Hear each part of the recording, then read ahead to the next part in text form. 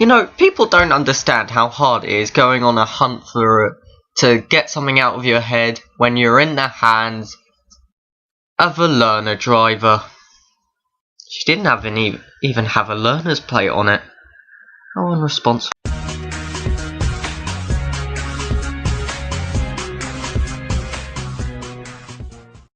Okay, so let's just gloss over the logic that the writers are using to give titles to these episodes, because clearly it's just name it whatever you want. This episode is one that we've been wanting, because obviously with a show about kids, aimed at kids, you're gonna focus more on the kids. But thankfully, they didn't forget that Miss Quill was there, and we got some character development and some one-off character that still got some character development. Good, they know how to do this. Now, since this was technically took place in the same day as last week's episode, which was a bottle show, this week's episode is, it's probably the most Doctor Who-ish this show is gonna get, if it doesn't get a second series. If it does, we may get more Doctor Who-ish. But one problem, as I said, I did want some more new footage of the kids, because I wasn't sure how this was going to be handled. Thankfully, it didn't need it, I'm glad to say, because there was enough to keep it going, including hunting a kitten. And good job they didn't just go with the obvious joke, which was, it looks like a normal kitten, but it actually rips your face off. They did do some design work, and I did like the design of most creatures and pretty much all the planets in this episode. And I do want to know where they went to get that forest, because it's not a filter. I'm pretty sure it's not a filter, because, all the people still look normal, so where have they went to get that, or they just changed the leaves, or it's just a set? I want to know, because that's an amazing set.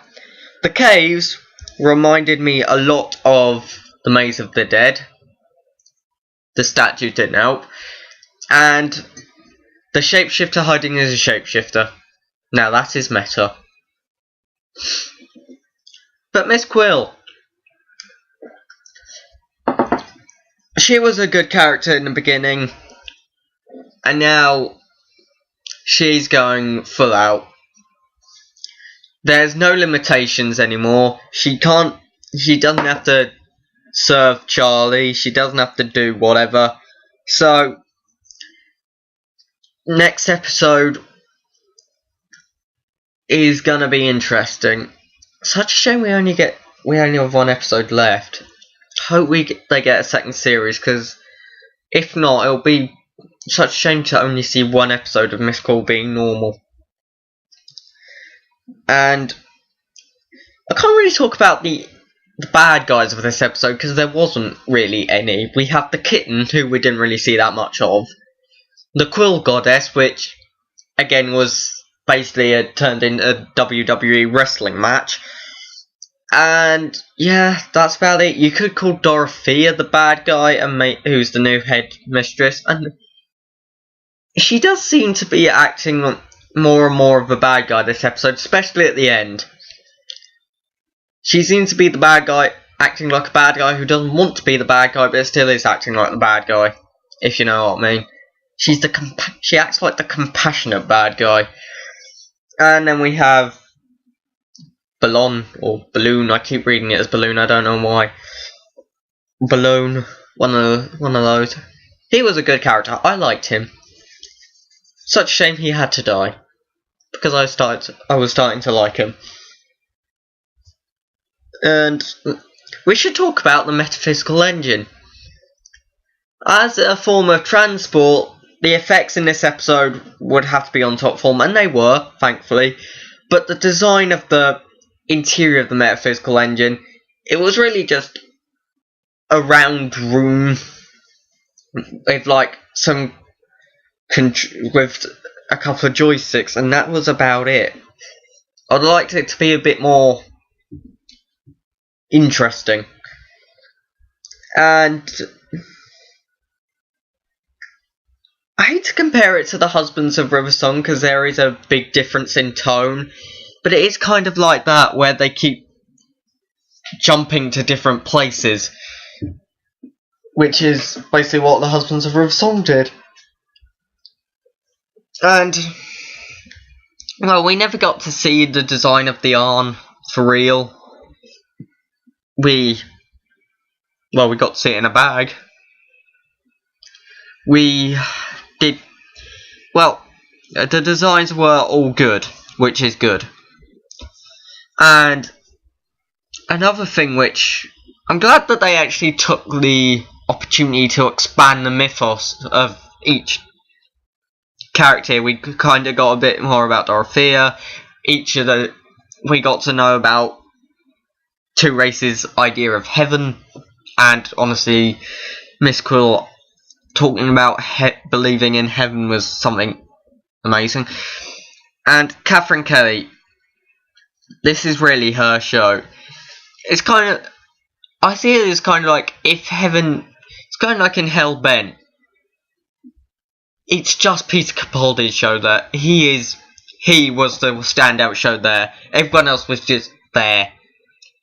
Same here. She is the one who's really holding this show to get this episode together. And finally, we get to see her what she was like before, which is good. But one thing I do have to talk about: the Cabinet of Souls. From what we've seen of it before, when Charlie looked into it at the end of episode 1, it looks really good, but now it's just a desert. I felt like they could do a bit more design work there just to make it more interesting. It's just, yeah, a couple of designs of the metaphysical engine and the Cabinet of Souls were a bit meh. And honestly, the fight choreography between Ballon, him, the meta shapeshifter I'll call him, and Miss Quill, that was good. Clearly Class and Doctor Who did not go to the same guy for their superhero choreography, or their fight choreography, because this is good, and the one with the ghost kind of looks like, well, cheap. But anyway, we'll talk about that when we get there. Next week's episode, people got their wish. We've got series finale, and the Shadowkin may not just go out like some little kids who are just told to go away. They may actually go out fighting. Good. But I'm going to give this episode an 8 out of 10. I really enjoyed it. We got to learn more about the characters, and it was a nice change of pace, because it wasn't just from last week's episode and the season in general. We didn't just get stuck on one planet and one room, which is really nice. They really got the pacing nailed down for this episode. So, next week, series finale, maybe the end of the show if it doesn't get renewed. So it's got a lot to do. See you next time.